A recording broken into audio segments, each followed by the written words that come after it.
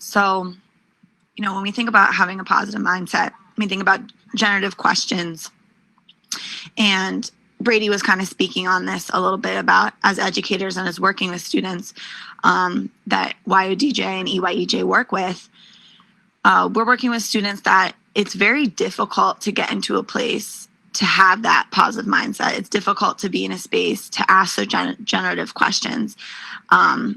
And we have to almost take a step back as to why. So like, why is it so difficult to get into that space? And, these students are, and this is why all of these connections, all these conversations are so connected. These students are dealing with toxic stress. They're dealing with violence.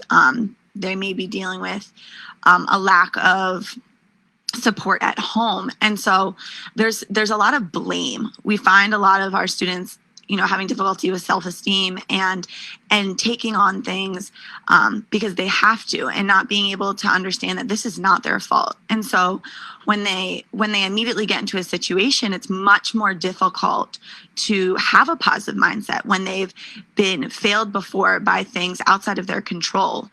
Whether, we talk a lot about trust and mentorship in schools. And a lot of our students at times feel that they don't even have a teacher that is rooting for them. And how can you as a student feel like you want to ask those generative questions and have a positive mindset when all these things outside of your control are not backing you up and are not helping you make the right decision? And so I think it's really important that we, like Jackie said, it's a skill to ask generative questions.